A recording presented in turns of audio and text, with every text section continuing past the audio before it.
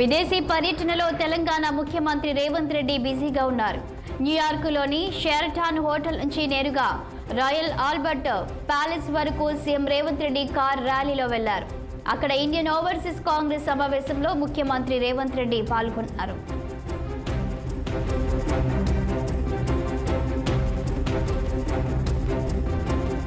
ఇక దీనిపై మరింత సమాచారం మా ప్రతినిధి శ్రీనివాస్ అందిస్తారు. గుడ్ మార్నింగ్ శ్రీనివాస్, చెప్పండి. విదేశీ పర్యటనలో తెలంగాణ సీఎం రేవంత్ రెడ్డి యొక్క పర్యటన ఏ విధంగా కొనసాగుతుంది, అక్కడ తాజా సమాచారం ఏంటి? సీఎం రేవంత్ రెడ్డి అమెరికా పర్యటన సందర్భంగా ఈరోజు న్యూయార్క్ లోని షెరటాన్ హోటల్ నుంచి సీఎం రేవంత్ రెడ్డి ఆధ్వర్యంలో భారీ కాన్వాయ్ అంటే కార్ ర్యాలీ నిర్వహించారు.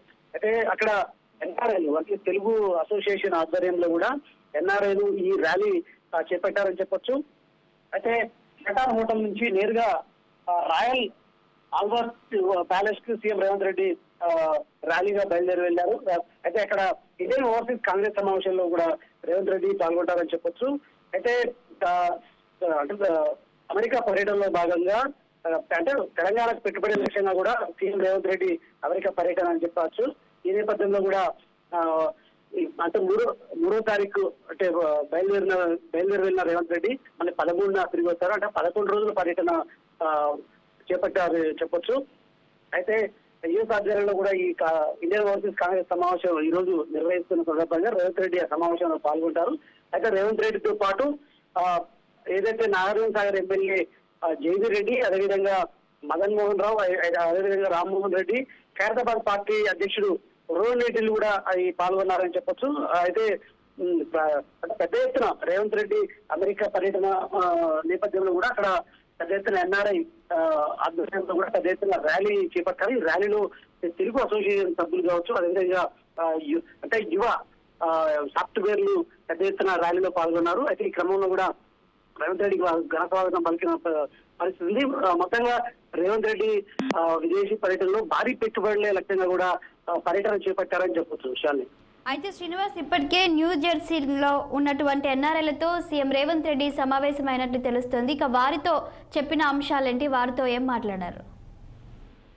న్యూ జెర్సీలో అంటే ఈ తెలంగాణలో కూడా స్కిల్ డెవలప్మెంట్ యూనివర్సిటీని స్థాపించి పెద్ద మొత్తంలో కూడా యువతకు ఉపాధి కల్పించే లక్ష్యంగా కూడా కాంగ్రెస్ ప్రభుత్వం అడుగులు వేస్తుంది. ఈ నేపథ్యంలో కూడా దేశంలోనే 3వ అతిపెద్ద స్కిల్ యూనివర్సిటీని తెలంగాణలో ఏర్పాటు చేస్తున్న క్రమంలో కూడా దీనికి సంబంధించి కూడా రేవంత్ రెడ్డి భూమి పూజ కూడా చేసిన పరిస్థితి రంగారెడ్డి జిల్లా కందుకూరు మీర్పేటలోని. సో ఈ నేపథ్యంలో కూడా అక్కడ యువ పారిశ్రామికవేత్తలతో కూడా వారి అనుభవాలు, అదేవిధంగా తెలంగాణలో స్కిల్ యూనివర్సిటీకి సంబంధించిన ఏదైతే ఏ విధంగా ముందుకు పోవాలి, అదేవిధంగా పెట్టుబడులు ఏ విధంగా తీసుకురావాలి, మరొక వైపు ఏ రంగాల్లో శిక్షణ ప్రత్యేకంగా ఇవ్వాలి అనే అంశాలపై కూడా సీఎం రేవంత్ రెడ్డి ప్రధానంగా వారితో కూడా సమావేశమై ఆ సమావేశంలో చర్చించారని చెప్పొచ్చు. ఈ క్రమంలో కూడా తెలంగాణలో కూడా పెద్ద ఎత్తున స్కిల్ యూనివర్సిటీ తీసుకొచ్చి యువతకు అంటే విదేశాలలో దొరికే నైపుణ్య శిక్షణ అభివృద్ధి తెలంగాణలో కల్పించాలనే లక్ష్యంగా రేవంత్ రెడ్డి భావిస్తున్న నేపథ్యంలో కూడా దానికి సంబంధించి ప్రత్యేకంగా వారితో సమావేశమై వారి అనుభవాలను కూడా రేవంత్ రెడ్డితో కూడా పంచుకున్నట్టు కూడా తెలుస్తుంది. చాలు. Thank you Srinivas.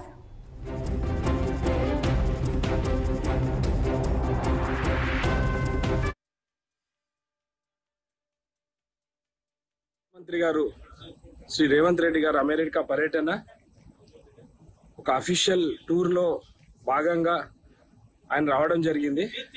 కానీ ఇక్కడ తెలంగాణ ఓవర్సీస్ కాంగ్రెస్ మరి ఐఓసి కాంగ్రెస్ వారు కూడా ప్రత్యేకంగా కొన్ని సమావేశాలు పెట్టడం జరిగింది. ఎందుకంటే గత 10 సంవత్సరాల నుంచి కూడా తెలంగాణ ముఖ్యమంత్రి ఇక్కడ రాలేదు.